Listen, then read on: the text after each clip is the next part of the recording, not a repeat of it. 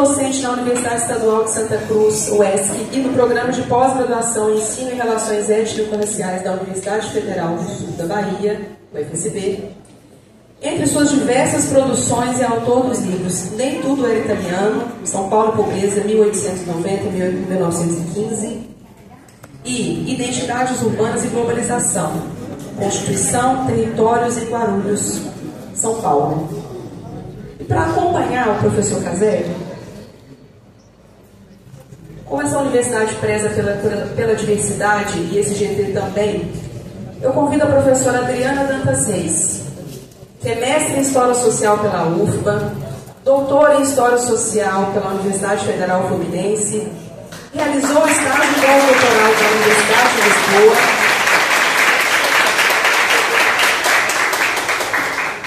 é professora plena da Universidade Estadual de Feira de Santana e desenvolve pesquisa nas áreas de ensino da diáspora africana, história das mulheres, escravidão, interseccionalidades e feminismo negro. Eu espero, sinceramente, que sejam 3 dias calorosos, que vocês se sintam acolhidos pela UFES e por toda essa comissão que é composta por 10 pessoas que têm lutado aí há alguns meses para que esse evento acontecesse aqui na universidade. Eu estou muito orgulhosa, em nome dessa comissão, em nome do GT de Ensino de História, por recebê-los aqui. Muito obrigada. Tenham todos um excelente evento.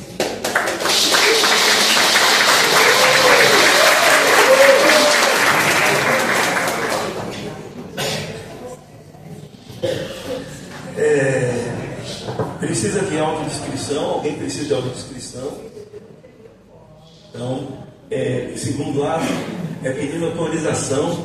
Sou do povo Tupi, filho de Jaci, e lá onde a gente vive, na Olivença, terra indígena Tupinambá, que ainda não foi demarcado, a gente pede autorização para as encantarias da natureza.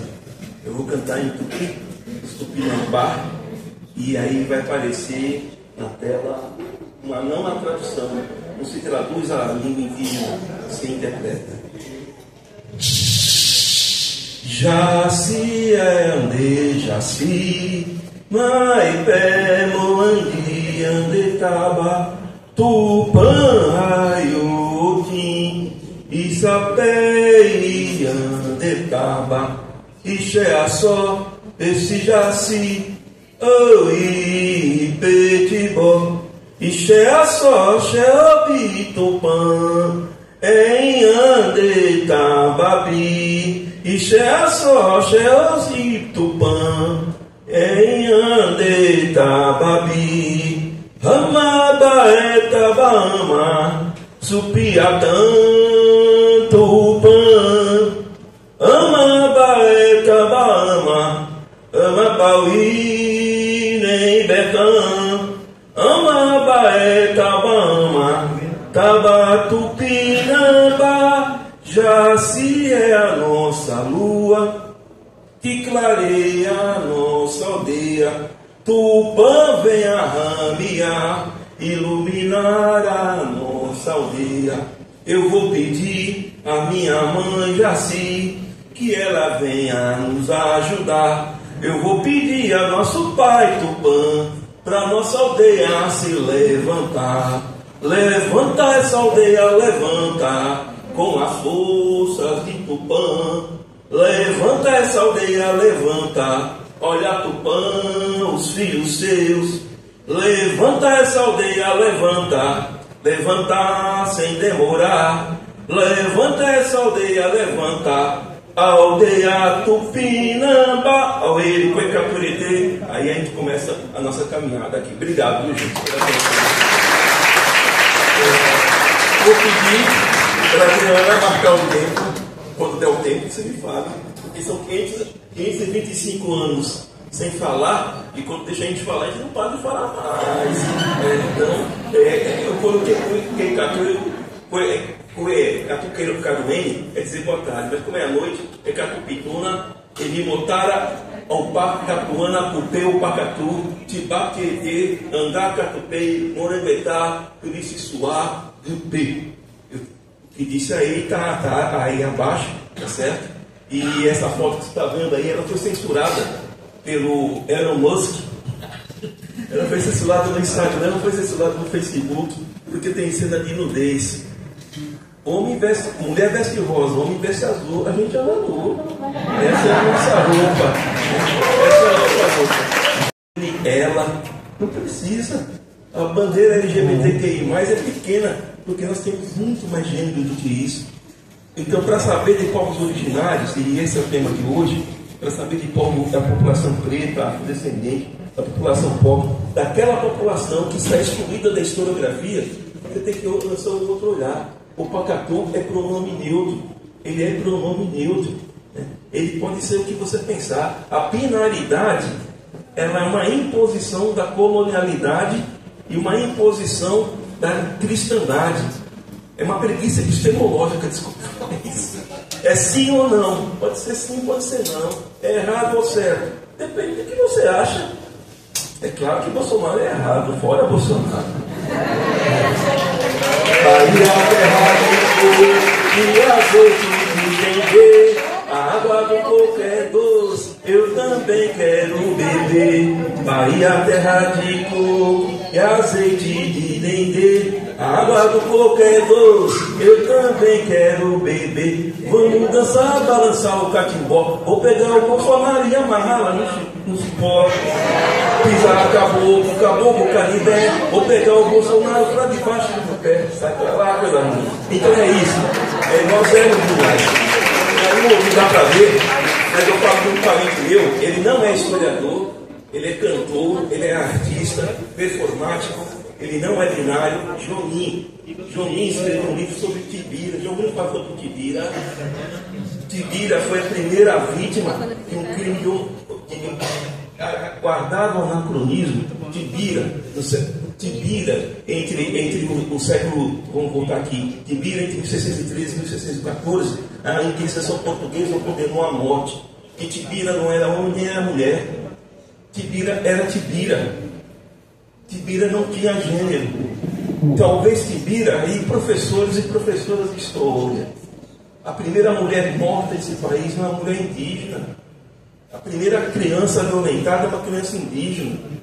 O primeiro corpo masculino violentado é um corpo indígena. A primeira pessoa não binária violentada é uma pessoa indígena. E aí depois o povo africano, diáspora africana. Veio para o professor Flávio, que faz um excelente trabalho da pós-graduação. Palmas para o professor Flávio aí. Esses são os corpos.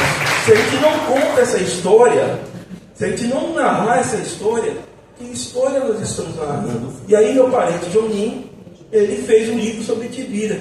Ele é um Tibira.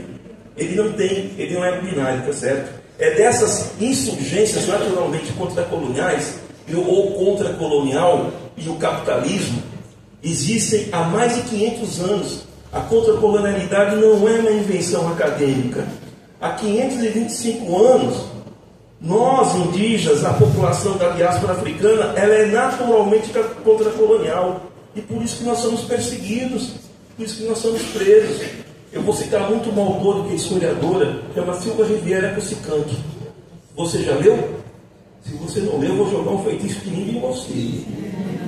Silva Riviera Cocicanque.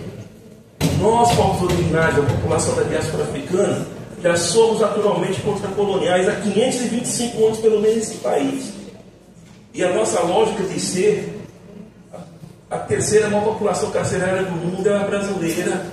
E quem está preso lá? Quem está preso lá? Como que você descobre que nós somos contra-coloniais e anticapitalistas? Pelo Código Penal. Porque quem está preso, eles combatem aquelas formas de ser alternativas. Então são outras memórias, identidades, histórias, temas e conteúdos que nós vamos falar. São insurgências, porque são olhares, falas escritas, invisibilizadas, silenciadas nas grades de muitos currículos, ainda eurocentrados, e não é só eurocentrado, brevemente, é marcado pelas diferentes colonialidades. Use o termo colonialidade. A colonialidade é um conceito fundamental. Não é só, o currículo não é só o eurocentrado. Tem a Lei 11.645 que tornou obrigatório o ensino de história e cultura indígena nas escolas. Mas se você dá história e cultura indígena e da diáspora africana nas escolas, mantendo a forma tradicional de dar, você está mantendo a colonialidade. Então não é só quebrar o eurocentrismo. Vou falar agora na minha grade, no meu curso, na minha formação, eu como professor, vou tratar de povos indígenas. Casé, você pode fazer uma palestra na minha escola? Bora lá, professora. Mas é sobre pintura indígena. Não vou não. Eu posso falar de pintura indígena. Desde que você deixe eu falar que o meu povo está sendo massacrado. Desde que você deixe eu falar que a nossa história está sendo deixada de lado. Desde que você deixe falar que o território indígena do Pinambá de Olivença não está demarcado. Senão, isso para mim é manutenção da colonialidade. Não adianta incluir na minha leitura, na grade do curso de História, a população negra, a população afrodescendente, ciganos, a população LGBTQI+, a população indígena, se a forma de como você leciona, ela mantém os padrões da colonialidade. E o que é a colonialidade? Sistema colonial, em tese, foi aquele do 1500 até o século... Vamos pegar datas oficiais, 1500, data da invasão portuguesa, até a independência em 7 de setembro de 1822. Vamos pegar a data oficial. O sistema colonial, nós chamamos de colonialismo. Ismo, sistema colonial. O sistema... Agora vou dar os franceses. A escola dos alunares fala das mentalités. A psicanálise fala do inconsciente coletivo.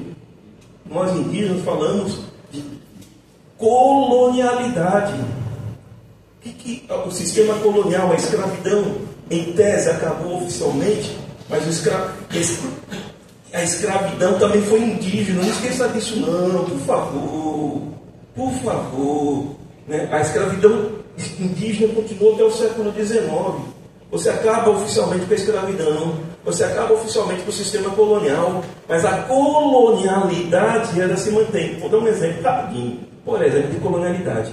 Alguém é pego supostamente roubando no mercado.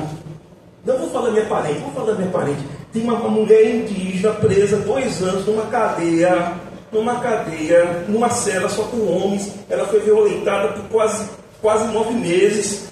Aí me falaram assim, mas alguma coisa de errado ela fez. Isso é colonialidade. E ela matou sim uma pessoa.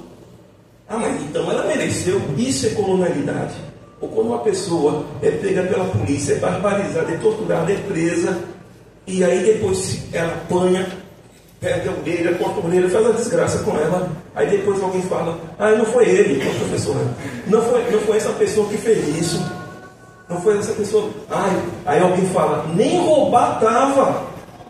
Esse nem roubar estava é a colonialidade. Se ele estivesse roubando, ele mereceria ser torturado, barbarizado e preso. É assim que se manifesta a colonialidade. A colonialidade, para nós historiadores, historiadoras, ela tem que ser pensada nessas várias fissuras. Então, se você trabalha... Casé, você pode fazer uma palestra na minha universidade? Posso. Vai ser uma mesa, tá? Como que vai ser a mesa? Um cigano, uma pessoa trans, uma travesti, vocês indígenas, uma pessoa negra. Tá, e quanto tempo eu tenho para falar? 5. Que diabo você está fazendo?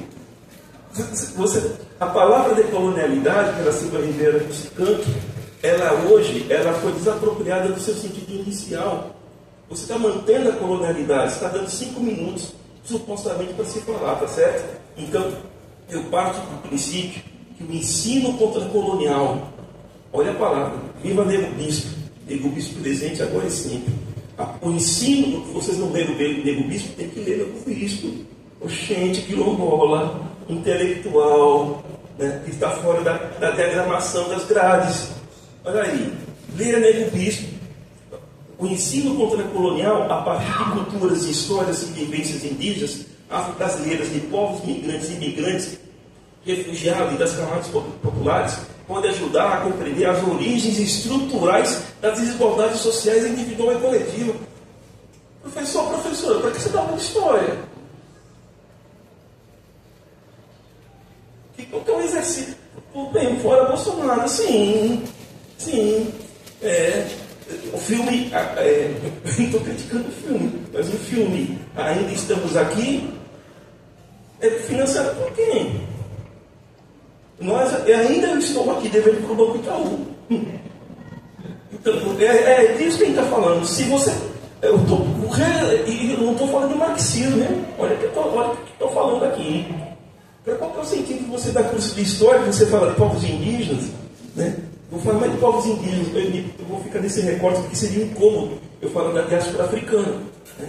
Seria um incômodo, porque eu não sou da diáspora africana, eu sou da diáspora indígena, né? Então, veja, pense se todos que descendem de povos e pessoas espoliadas de suas terras ancestrais e direitos de reivindicar suas memórias, identidades e restituições estruturais de fato. Porque quando você fala sobre história indígena, vai ter que falar sobre pintura indígena, sobre cocar indígena. Posso falar. Aliás, eu estou com colares aqui vendendo, viu? Eu podia estar roubando, podia estar matando, mas o governo chegou primeiro. São os colares dos meus parentes. Tem pouquinho aqui, são colares feitos por irmãos indígenas tupinambás aqui. A gente está vendendo aqui, se quiser. É muito bom, muito baratinho. Veja só. Então, veja, se você não for pensar nas origens, rapaz, eu dou muita palestra em periferia, em quebrada, né? Aí quando você dá palestra em periferia e quebrada, eu dou palestra até debaixo do viaduto, na Caracolândia, muito por São Paulo, na Caracolândia, né? Rapaz, o que você está fazendo na Caracolândia? O que você está aqui na quebrada? Ah, não sei. Então vamos tentar procurar saber qual é a origem da sua pobreza, esse país que teve seus ancestrais, as terras roubadas, os corpos violados. Então, para mim isso faz sentido. Se a gente perder esse sentido da minha leitura, pode discordar à vontade, permite não para debate, então não pode debater. Outra coisa importante, antes de prosseguirmos, devo salientar, eu não vou falar aqui pelos povos indígenas, tá certo? Aqui é uma pessoa indígena que está falando, né? Uma pessoa indígena, até porque esse país são mais de 305 povos indígenas. A nossa Bahia tem 30 povos indígenas, você sabia disso? 30 povos indígenas. No Brasil se fala 274 línguas. Eu conheço parente que só fala 3 línguas e nenhuma delas é a língua portuguesa, chamada de portuguesa. Eu sou a favor até de mudar o nome. Língua indígena afro-portuguesa. Chega em Portugal, fala assim, vai cair um toró. Toró. Toró. Toró é pancada, vou torar sua cara. Eu fui ali, tororó, beber água, não. Olha aí. Mas vamos lá. Segundo o IBGE, hoje nós somos 1.693.000. O que eu estou falando é de 10 anos atrás, nós aumentamos em 10 anos 88,82%, sabe por quê? Porque trabalho de professor de história, gente. Eu estou militando aqui para você. Tenta ver aquele seu aluno, aquela sua aluna. Eu dou história indígena, que é aluno da UESC. Primeiro dia de história indígena na UESC, eu falo, não tem texto. Não tem texto. Não tem texto, professor. Não tem texto. Aqui é sul da Bahia. Vá ouvir o seu mais velho. É um método que eu desenvolvi. Paulo Freire, já ouviu falar? Que é muito citado por construir um conhecimento a partir do aluno. Eu vou dar história indígena no sul da Bahia. Onde está a história indígena no sul da Bahia? Está no mais velho dos meus alunos. Vai ouvir o seu mais velho. Aí eu faço um roteirinho, eles vão ouvir os seus mais velhos. Você vai construir. Não tem texto. Não tem texto. Ele vai construir um conhecimento a partir dos mais velhos. Aí vai dar só indígena, vai dar afro-indígena, vai dar diáspora africana, vai dar cigano, vai dar pessoas que nem são nem indígenas, nem da diáspora africana. Né? Olha o exercício. E esse exercício tem feito com que a população indígena tenha crescido em 10 anos 88%. Não é só nascimento não, sabe que a gente faz filho igual à toa. Mas é por quê? Por autoconhecimento. A nossa Bahia é o segundo maior estado indígena do Brasil. Só perder para o Amazonas. A Bahia, há 10 anos atrás, tinha 15, hoje a Bahia tem 30. A maioria é processo de autorreconhecimento. De autorreconhecimento, professora de história. Olha só, vamos trabalhar, o currículo não muda. Tá, mas então, e você não pode mudar não, né? Você pode mudar a sua prática escolar, construir o conhecimento. Estou falando de Paulo Freire, que é muito citado e pouco praticado, né? O Bruno está aí, o Beto está aí. Eu fui aluno de Maria Antonieta Antonati, de Heloísa. Quando era governo, eu sou velhinho.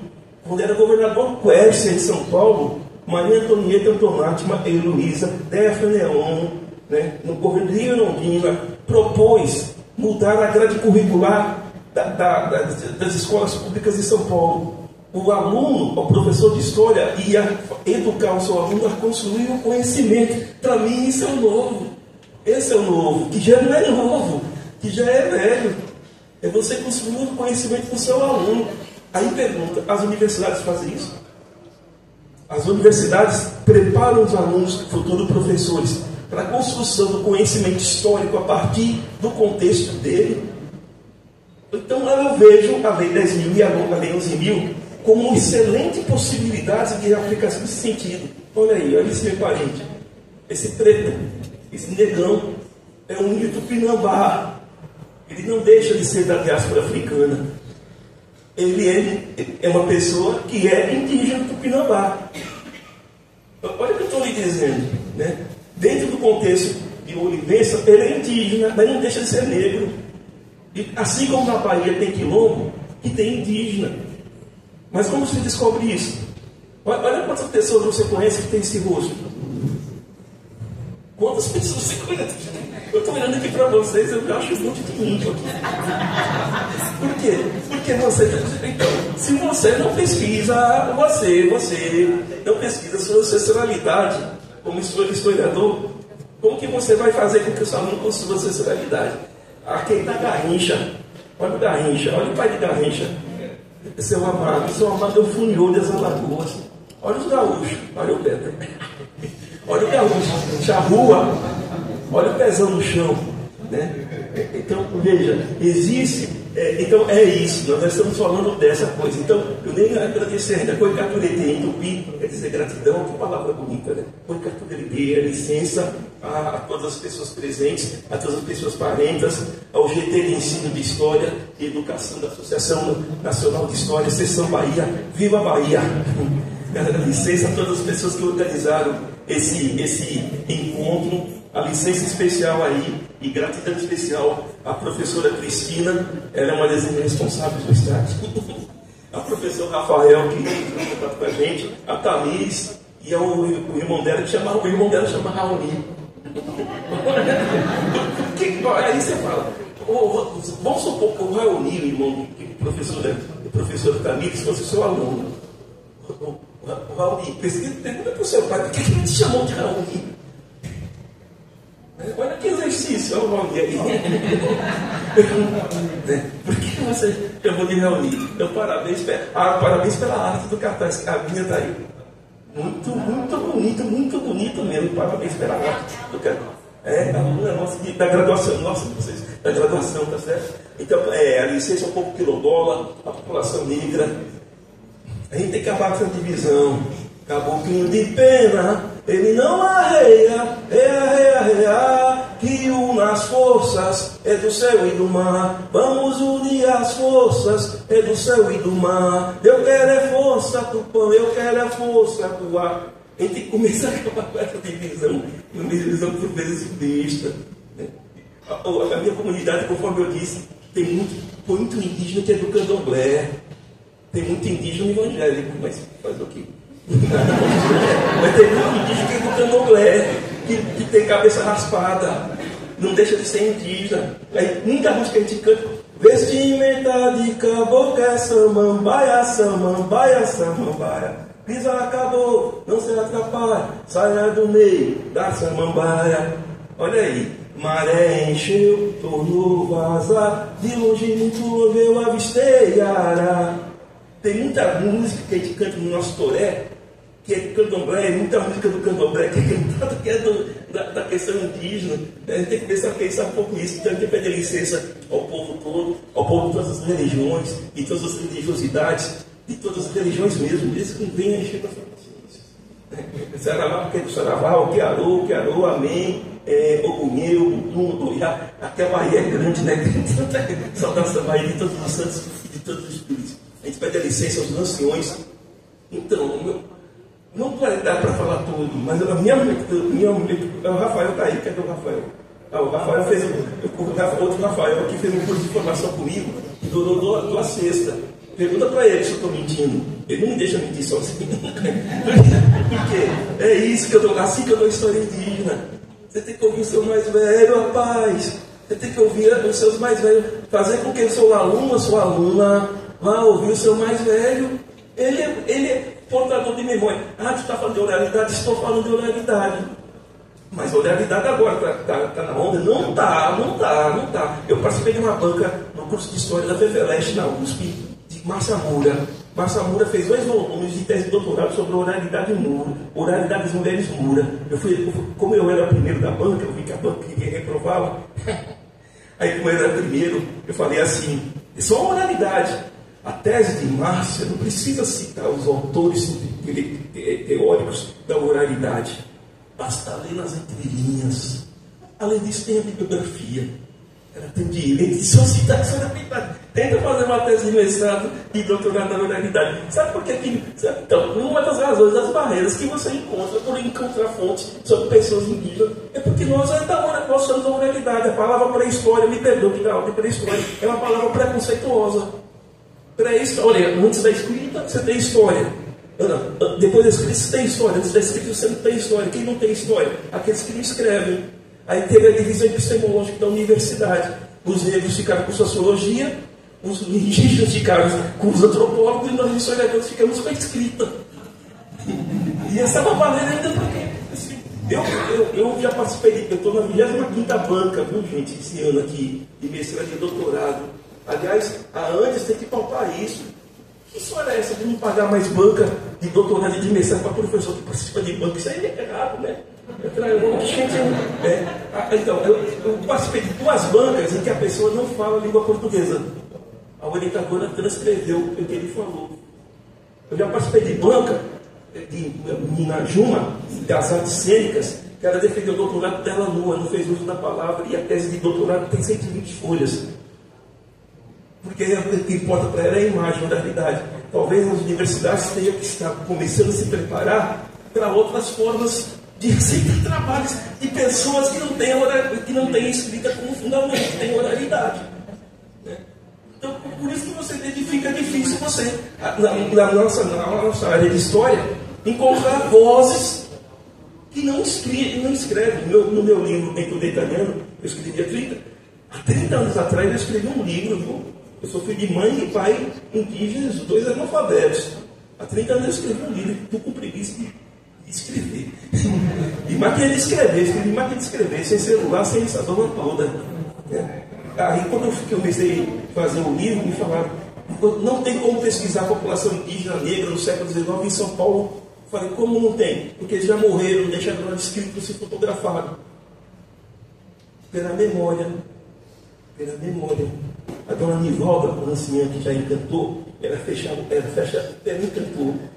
os olhinhos e falava assim: filho, caboclo Marcelino, ele era igual você, cabeludo. Ele vinha aqui, pegava, metia bala nos coronéis do cacau. Dona Nivalda nunca conheceu o caboclo Marcelino. Para você, historiador, tem valor a fala dela? Então, não está indo muito nada. Dona Nivalda dizia, no século XVI, eles jogaram roupa de contaminada de varíola nessa beira de praia, e aí contaminou a comunidade toda. Ela não tem documento, ela tem oralidade. Essa oralidade serve para nós historiadores. Não vai precisar de uma prova escrita. O que fulano fala não se escreve é uma frase racista. Porque se a pessoa escreve, vale, e a pessoa que não escreve, não vale. Se for assim, Fernando Henrique, você era professor universitário, e muita coisa ele mentiu, tá certo? Então veja, a gente pede a licença aos nossos pajés, nossos caciques, nossas crianças, aqueles que foram. Eu volto a dizer, eu moro numa comunidade que a terra não foi demarcada ainda, muitos de nós já morreram, nós vivemos um genocídio, um etnogenocídio de 525 anos. O etnogenocídio, o genocídio não deixou de existir, ele existe, né? E aí todo mundo respeita a Silva Almeida na tese dele, na Casa dos Povos Indígenas, não é o racismo que é estrutural. O que é estrutural é a expoliação das terras, a exploração dos corpos, do trabalho dos indígenas, e o genocídio e o etnocídio. Se você é um indígena, então esses mundos aí, Hamilton Mourão, vice-presidente da República, se autodeclarou indígena. E ele é indígena, Casé? Ele se autodeclarou. Então, para ele não sofre racismo. A Silvia Guanampi, deputada federal, ela é uma milica, um bolsonarista a favor do marco temporal. Ela é uma indígena, ela não sofre racismo. O que é estrutural dos povos originários é a espoliação das terras, o combate às nossas formas de vivermos.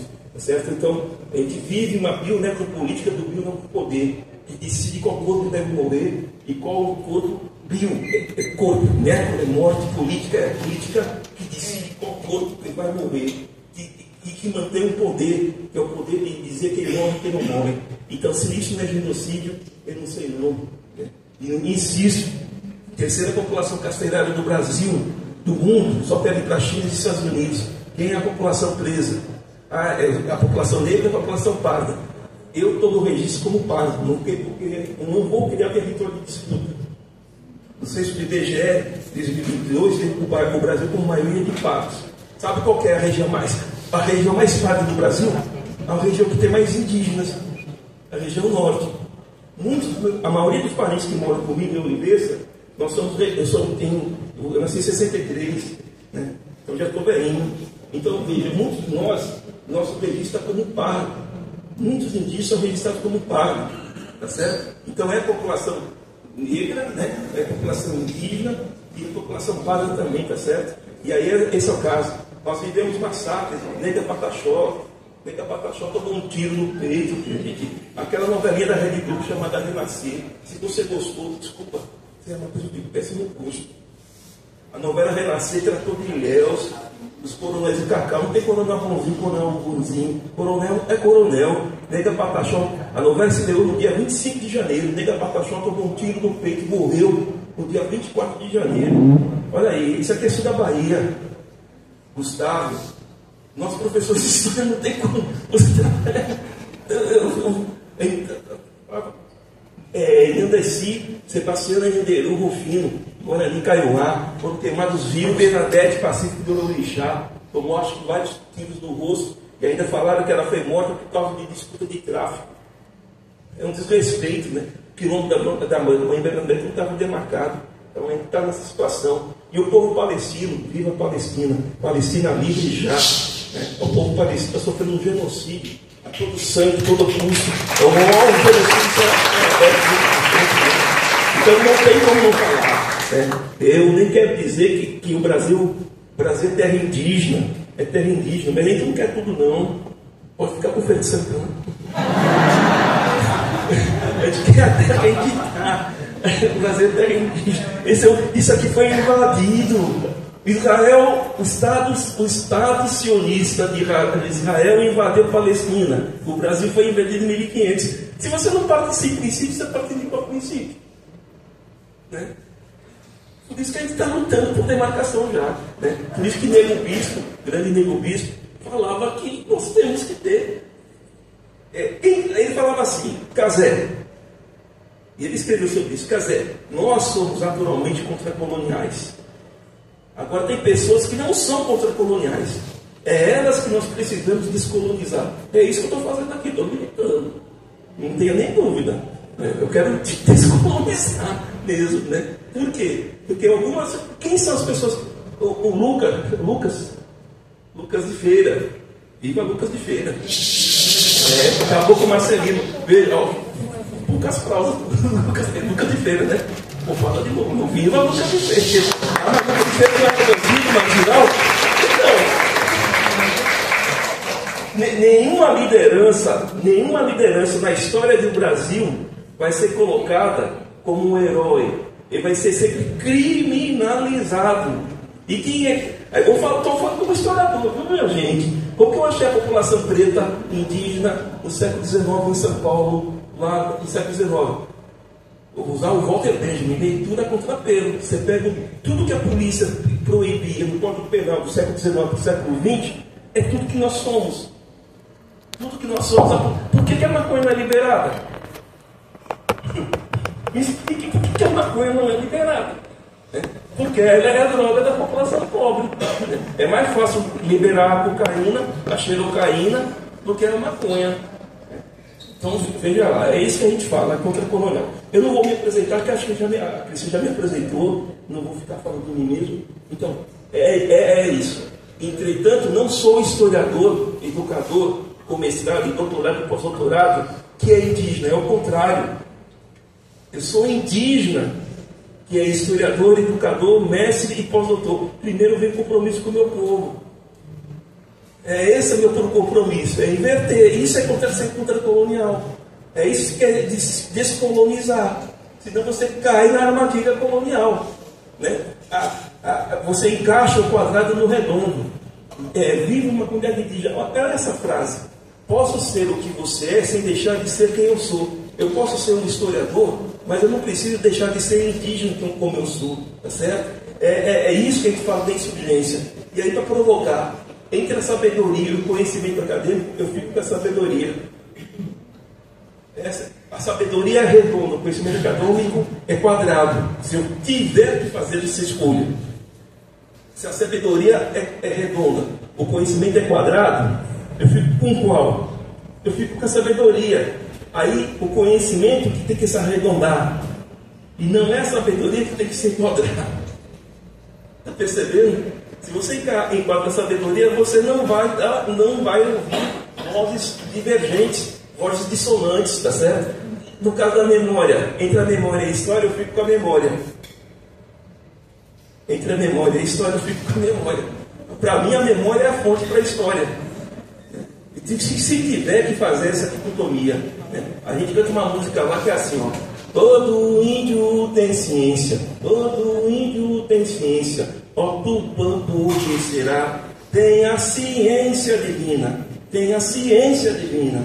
No troco, no Jurema, Tupinambá, Abecoabe, Mucatia, Maemobiatã, Maemucatia, Mucatia, Caturupi, Emi, Pioré, Icobé, Iandemo, Jujuca, Pepi. Oi, eu vou, quinta-feira eu vou para o Rio de Janeiro, participar de um congresso sobre ciências, questão da medicina. Vou fazer uma das mesas, né?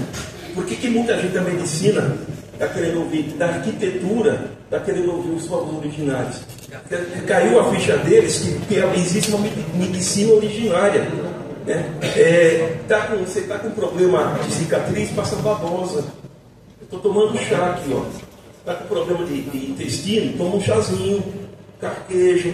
Está com problema de queda do cabelo, passa óleo de coco.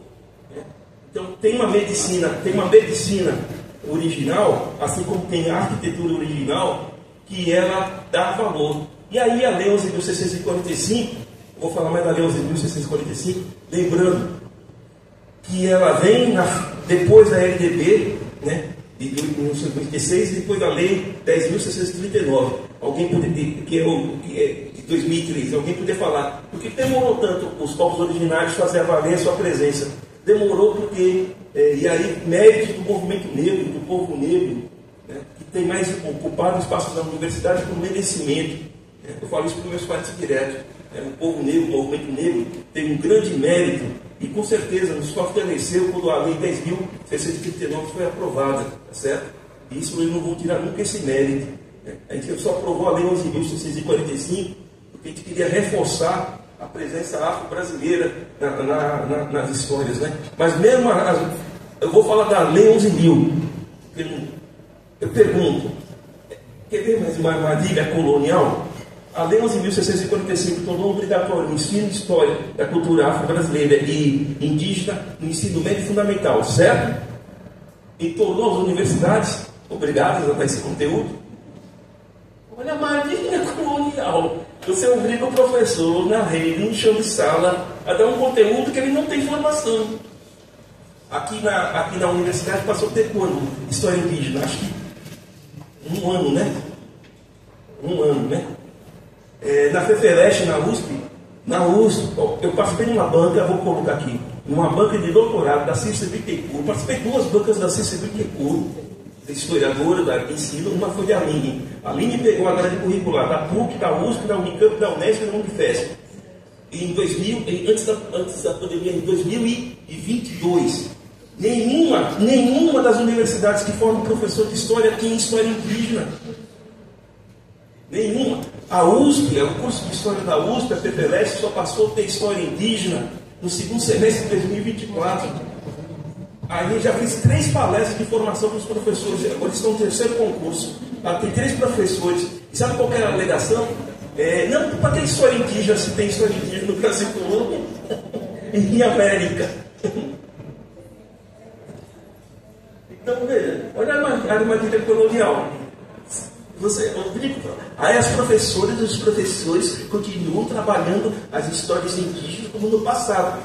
Você está fazendo, rapaz, eu não está de você diz assim, oxente, você culpa a ponta, não culpa a formação. As universidades têm que ter obrigatoriedade de fazer formação.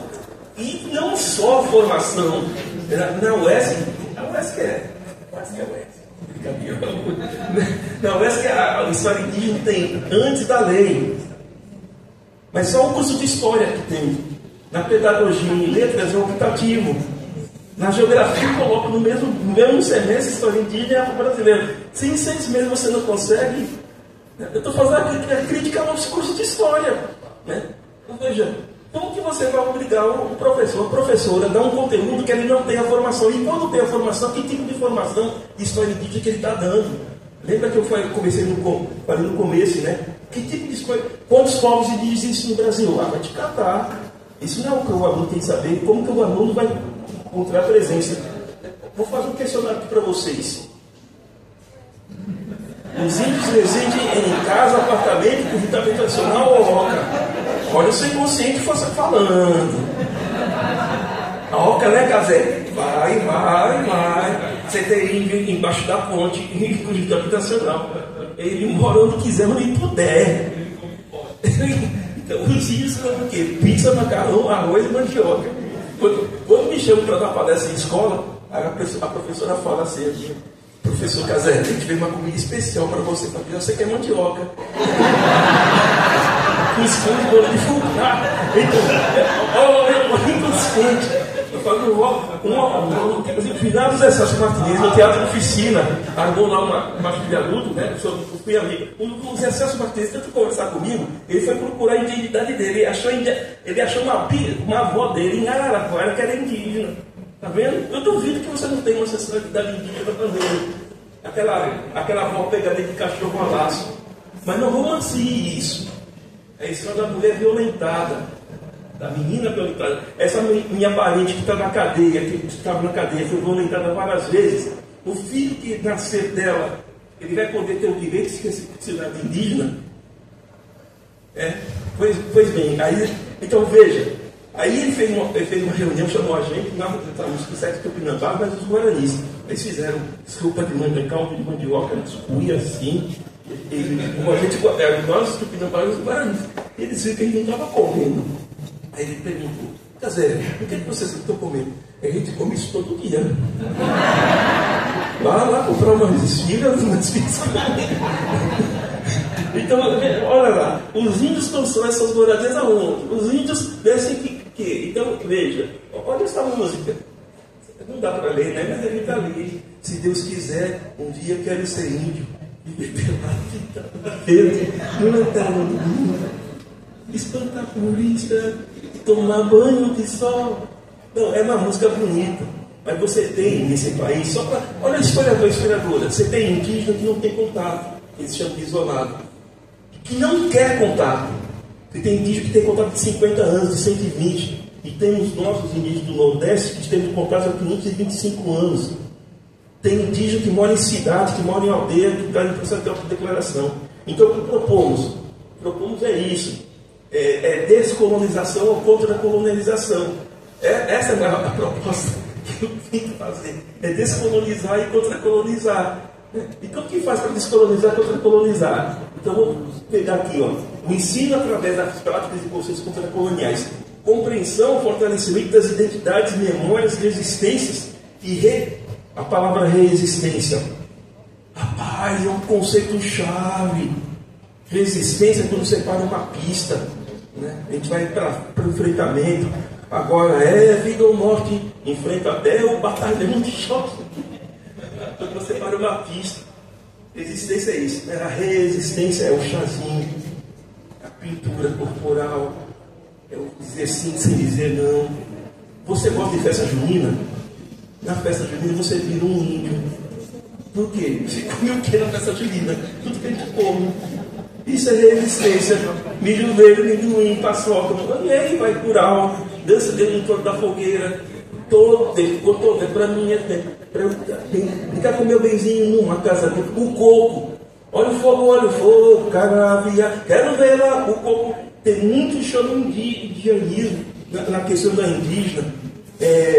Bora, vamos, minha gente, que uma noite não é nada, que chegou foi chucuru no romper da mata. O coco, a música, todo pra mim é pouco, pra dançar com meu benzinho numa sala de reboco. Diz Luiz Gonzaga que bateu a sala do reboco, nas varetas do cipó, aí chamou a rapaziada para dançar um forró, para amassar o chão vermelho, para fazer o reboco. Isso é cultura indígena, né? Eu não consigo ver a presença indígena na minha cultura, na cultura da sociedade brasileira. Não é sério, me pergunta. Você não foi preparado para isso. Você não foi sensibilizado para isso. Né? Como que você vai querer trabalhar cultura e história indígena, que aqui fica falando sobre pintura? Olha, eu não troco meu lanchinho amarradinho de cipó para uma casa na cidade, mesmo que seja um bangalô. Bakunin, Marx ensinaria essa letra. Ela é antiburguesa, é anticapitalista, é antipoupança, é resistência à lógica de imposição. Na onde eu moro lá, o Beto está aí, eu vim entregar meu jogo, ela também está aí, o professor Flávio também. Segunda-feira a gente não trabalha.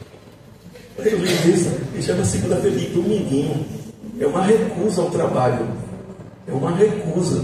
Lá tem o senhor Argemiro, ele é preguiça. Né? É um indígena, né? Aí eu perguntei, senhor Argemiro, o que você acha de seu apelido? Eu acho ótimo, porque eu não gosto de trabalhar mesmo. Então, é uma recusa à lógica da temporalidade do trabalho. Né? Mas então não se trabalha numa outra temporalidade. Eu subi lá no ombro do tempo, só para ver a fundura do mar. Dança homem, dança mulher, e as encantadas da beira do mar. Vê se isso não está presente na sua cultura. Duvido que não esteja. Duvido que não esteja. Ou se você gosta muito de trabalhar, só é seu. Você só faz assim, possibilitar o entendimento das origens das desigualdades sociais. Para mim, isso é opinião. Assim fortaleceria a ideia de que as pessoas não são responsáveis por sua pobreza. Vance Fanon, os condenados da terra. Ele fala da psicopatologia. O que é psicopatologia? A psicopatologia é você incorporar a culpa daquilo que não é ruim. Você não querer se incorporar à lógica de trabalho do capitalismo. Isso não é uma doença, não é culpa, isso é uma psicopatologia.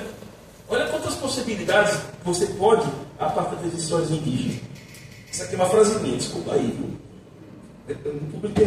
Os grupos do poder político e econômico não buscam dominar somente pela força.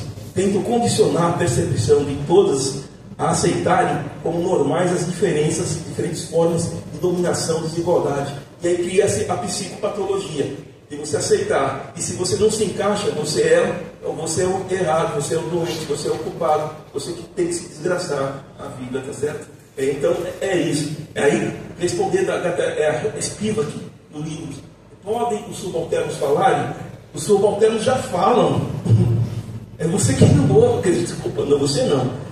É, por vezes, a universidade que não ouve. O subalterno fala o tempo todo. Andando com o Raoni, que a Cristina de carro, né? Ele mostrou aí. Eu gosto de conhecer as quebradas da cidade, porque aí você ouve o subalterno falando. Né? Quando o Beto falou do Luca, eu falei, nossa senhora, aí ele me explicou que essa figura extraordinária do Luca, né? Os subalternos não só podem falar, como falam, né? É buscar mecanismos para que isso possa falar. Só que a fala de vez em quando irrita.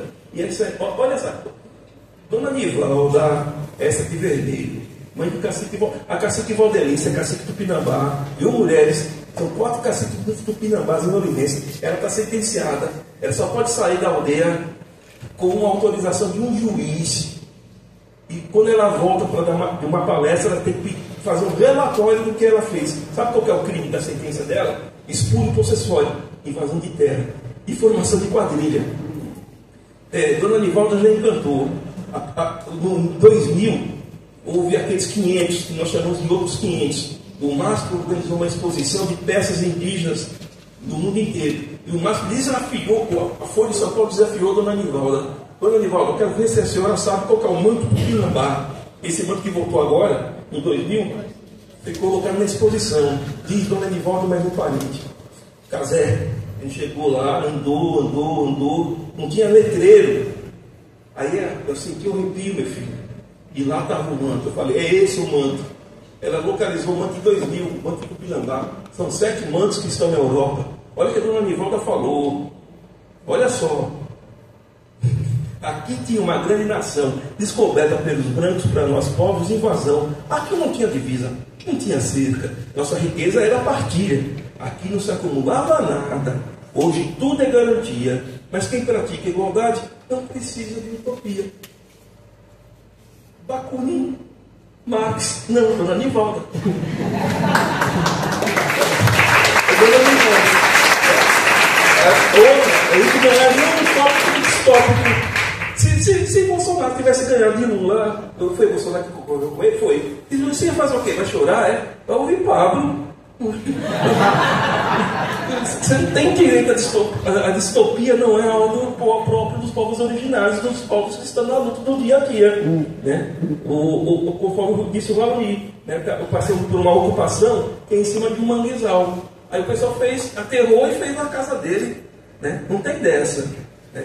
Veja, é isso, essa forma de pensar, de ser, é muito importante. Somos patrimônios e acervos de nós mesmos. Viu, minha gente? Não é só nós indígenas. Vocês são familiares. Poxa, a gente vai procurar aí, ó, fazemos remédio, manipulamos raízes, cuidamos de bicho. Nada contra a medicina. Falamos de sonho, viu, Freud? Antes da psicanálise. Né? Falamos de sonho, falamos de memórias. Falamos de rezos, pagelâncias, sem precisar de padre e pastor. Temos lendas, mitos. Usamos jurema, a mesca, capim de aruanda, ayahuasca. Nosso amor era livre. Uma vez eu segui um pouco tupi. Nós éramos, entre aspas, poligâmicos. Né? E comíamos carne humana. Sem sermos canibais e antropófagos. Nós éramos angacaru. Arre, arre, arre, arre, arre. Não fica com medo não. Arre, arre, arre, arre, arre. Tupinambá, Ecuê, Geará, Ecuê, Ijeitaru. Arre, arre, arre, arre, arre. Arre, arre, arre, arre, arre. Tupinambá vai te pegar, vai te comer. Tupinambá vai te pegar, vai te comer. A gente canta isso quando a gente faz a pista em Olivense para a polícia. Só que a gente fala, só que a gente não comer qualquer coisa. Veja só a criatividade, é isso que eu estou falando das coisas aqui, né? E aí a gente já vai no finalizar, senão a gente não para mais. Como eu disse, né? Aqui, ó. Então, olha sobre a oralidade, minha gente. O Silva Rivera Cussicante, olha o que a Silva Rivera fala sobre oralidade. Olha o campo da história oral em que ela coloca a oralidade. A história oral nesse contexto, por isso muito mais do que uma metodologia participativa ou de ação. Né? É um exercício coletivo de desalienação. Né? E aí, vamos seguindo aqui. Olha só que ela fala da palavra de colonialidade.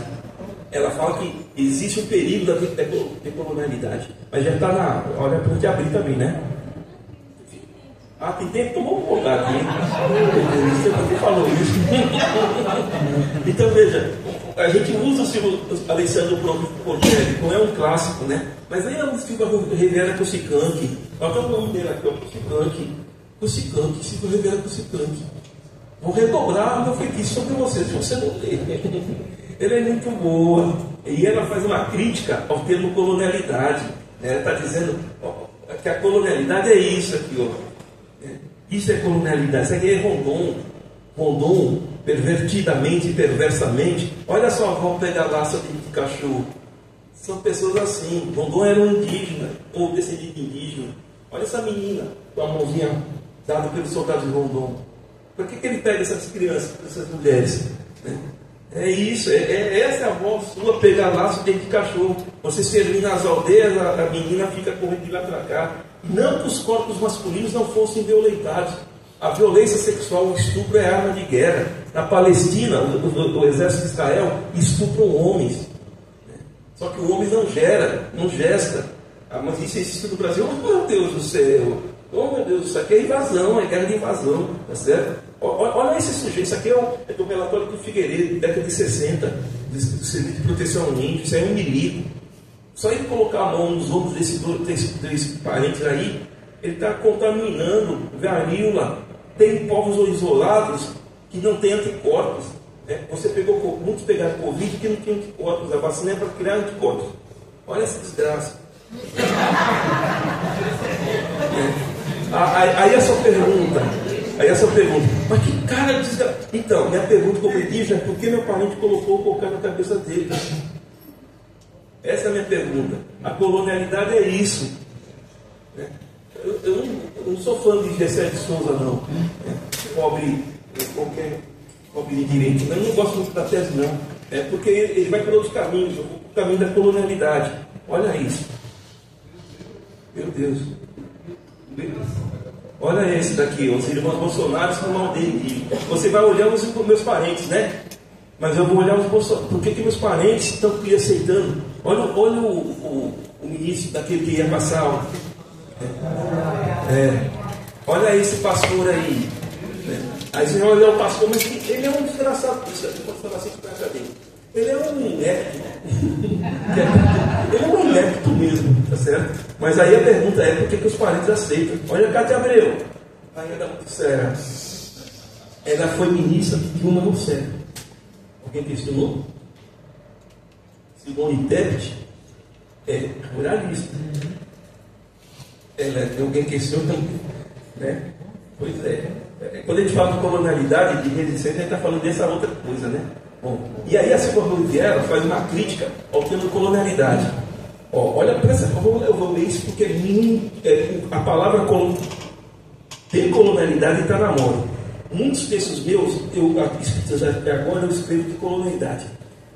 Você não precisa mudar não, mas eu estou evitando a palavra decolonialidade depois que eu li a crítica de Silva Oliveira Cusicante. Olha essa crítica.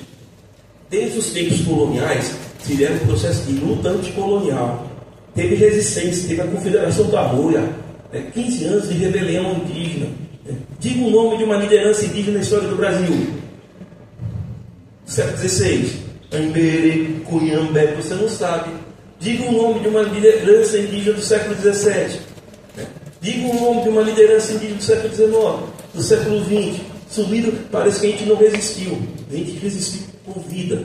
Troca, o decolonial é uma moda muito recente que de algum modo usufrui, olha a pegada, e reinterpreta esses processos de luta, mas creio que os despolitiza. Posto que o decolonial é um estado ou uma situação, mas não é uma atividade, não implica uma agência, nenhuma participação consciente. Leva a luta anticolonial à prática dos fatos de algum modo. Franz Fanon, da Martinica, esse negro, ele foi para a guerra da Argélia, meu filho. Você fazer a luta colonial, não fazer a luta de fato, né? Desculpa falar, fora Bolsonaro é pouco. É pouco, tem que falar muita coisa. As agências, o ZAID financiava movimentos sociais, me perdoa, agora vou começar a cutucar. Por isso que o Sesc em São Paulo não me chama para fazer palestra nenhuma, então você vai entender por quê, por causa dessa forma que eu vou fazer agora. Fundação Obama, Fundação Ford, o ZAID, muitas agências financiadoras de pesquisa, por vezes, tira a potencialidade de crítica e prática da luta que vai para além da decolonialidade. É isso que ela está falando. Leva a luta anticolonial à prática. E aí ela vai. Você chama as universidades do norte global de triângulo sem base, que atam as universidades do sul e seus intelectuais em redes clientelistas em que se vale de seu pressuposto de legitimidade e poder na estrutura assimétrica do conhecimento acadêmico. Criar um novo canone acadêmico utilizando um mundo de referências. Então você esvazia do sentido certas dimensões das falas das práticas anteriores. E aí eu vou dar um exemplo de como se pratica a educação escolar indígena em Olivença. Para você entender o que eu estou falando. Existe educação indígena, educação escolar indígena e educação sobre a história e culturas indígenas, que é de 11.645. É a mesma coisa? Não. Educação indígena é a educação que uma criança indígena tem antes de entrar na escola. Isso é Paulo Freire. É a educação que todo mundo tem, você tem, eu tenho, antes de entrarmos numa escola. Só que a educação indígena, subir no pé de coqueiro, tirar uma piaçada, jogar uma tarrafa, colocar a roça cabruca, né? Saber a lua, saber qual que é o momento de cortar, qual que é o corte certo para tirar madeira, senão dá bicho. Essa é a educação indígena, antes de entrar na escola. A educação escolar indígena parte dessa educação indígena. Como chama? A BNT, não, como chama?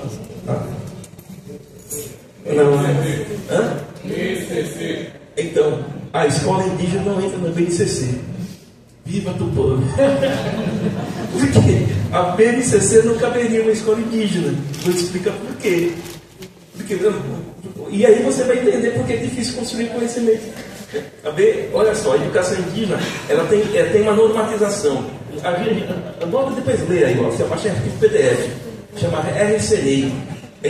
Um documento sobre educação indígena escolar. A maioria de vocês, se não for indígena, você não vai dar aula em escola indígena, só quem é indígena. Vamos lá, essa aqui é uma unidade. Essa aqui é minha orientanda, é uma dissertação de mestrado já defendida, de Vanessa Aira do Tinambá, era uma geógrafa, ela foi minha orientanda no PPG da UFSB. Ela defendia sobre como se dá aula de geografia e geologia na escola indígena de Valdelice, da Cacique Valdelice. Olha a sala. É uma sala muito serial. Sala muito serial ainda tinha. Agora não tem mais, né? Nós temos 4 colégios indígenas e 2 creches indígenas em Olivença. Então a Vanessa, que é aquela baixinha, ela é professora de geografia. Reuniu a turma dela, que tem pessoas de várias idades. Não é EJA aqui não, viu? É muito serial. Vamos dar aula de geografia? Vamos fazer uma oca? Vamos. Aí o mais velho fez uma maquete. Aí chamou o ancião, olha a escola comunitária, para explicar como faz uma oca. Aí os anciões foram até a mata para explicar para os alunos como que faz um corte, qual que é a lua. Qual que é a lua certa? Você não pode cortar madeira em qualquer lua, senão dá bicho. Olha a temporalidade. Mas eu preciso ter minha oca para amanhã, mas não vai dar, porque a lua vai ter que demorar daqui 3 meses, 4 meses. Aí o mais velho vai ensinando os segredos da mata. Olha a construção do conhecimento. Tudo bem. Vai voltar? Sim. Aí, vamos voltar aqui. Aí vamos voltar mais um aqui. Aí você faz o invariatamente. Eu não troco o meu ranchinho por uma casa amarradinha de cipó. Isso é uma oca tupinambá. É uma sala de aula. Aí chama a comunidade. Aí tem alunos, professores e funcionários da escola indígena. Vamos barrear. E aí explica qual é a diferença da argila, do barro, argila. Eu e o Luiz estivemos lá nessa aldeia. Vimos nessa sala. Argila, do barro, da areia. Olha aí. Olha as crianças. Estão tendo aula, isso aqui é aula. Piso, vamos pisar na Jurema no meio do mar. Pisar ligeiro. Quem tem medo de formiga não assanha formigueiro. Pisar ligeiro, pisa devagar. Quem tem medo de formiga não assanha mangaguá. Aí tem aula de cultura indígena, musicalidade de geografia, geologia e etnomatemática. Um dos meus alunos, David Pataxó e Catu Tupinambá, meus alunos não, meus orientandos, eles são professores de etnomatemática. Como ensinar matemática a partir do graveto da pintura. Se uma criança coloca um pipa no ar, ele conhece matemática. Se você coloca uma voz, você conhece matemática, né? Aí você chama e aí vão lá, uma sala de aula, feita em aulas, né? E aí reunião pedagógica. Só que lá na aldeia a reunião pedagógica tem um cartaz na sala, proibida de ficar de facão. Sabe por que é reunião pedagógica? Aí você vai para a reunião, né? Aí tem uma turma de igreja, né? Então você vê que há uma possibilidade de você educar dessa forma. Mas é claro que essa possibilidade ela tem que fazer esse enfrentamento. E eu já vou finalizando aqui, né, dizendo: viva as pessoas criminalizadas e marginalizadas como nunca da feira, que eu não conhecia, até perto de falar e reunir também de me explicar. Viva pessoas como Caboclo Marcelino. Caboclo Marcelino é esse indígena que está no meio aqui. Ele está numa. Isso aqui é o Jornal do Estado da Bahia. Caboclo Marcelino, com 2 companheiros, entregou-se à prisão. Caboclo Marcelino foi preso 2 vezes. Ele pegou em armas na mão para enfrentar os coronéis de Cacau que estavam indo para a Olivença. Aí você vê a novela Renascer, o coronelzinho subindo uma cachoeira, pega um facão e fica no pé do Jatobá e fala: essa terra agora é minha. Isso o que, cara pálida? É terra indígena, o Pinambá, não falou sobre isso. Ninguém critica, né? Pois bem, Caboclo Marcelino, na década de 30 e 40, pegou em ar. Na segunda, ele foi preso como estuprador, colocaram ele numa jaula em frente à prefeitura de Ilhéus. E na segunda vez que ele foi preso, como comunista, como membro do Partido Comunista, né? Então, o primeiro é Caboclinho, Marcelino, Pedro Pinto e Marcos Leite, né? Em jornais eram todos assim: o cangaço, o cangaceiro, o cangaceiro indígena. Olha aí, é recente. Recentemente, em Ilhéus, vive um movimento chamado Invasão Zero. Eu não vou falar os nomes das pessoas que eu quero viver. Mas a base inicial do movimento chamado Invasão Zero, que matou Nega Pataxó, a base inicial do grupo chamado Invasão Zero, que prega medidas de violência contra quilombola, ligas camponesas, MST e povos indígenas, nasceu em Ilhéus. Ilhéus. Olha, isso aqui é um panfleto já na década de 80, 90, sei lá, 2000, do Pinambá de Olivença, uma ameaça socioeconômica para a sociedade regional. Hoje eles querem 28% de Ilhéus. Amanhã vão dominar essa região. Isso ele acertou. Não acertou não. Não quer dominar região nenhuma, né? Passa de índios ameaçando trabalhadores. Araraquara trouxe progresso. Isso aí são cartazes que tinham, né? Agora eles não estão colocando mais outdoor. Eles estão fazendo ação direta, né? A prova disso é a morte de Nega Pataxó e de outras coisas que estão ocorrendo aí, tá certo? Fim. Mas a história não tem fim.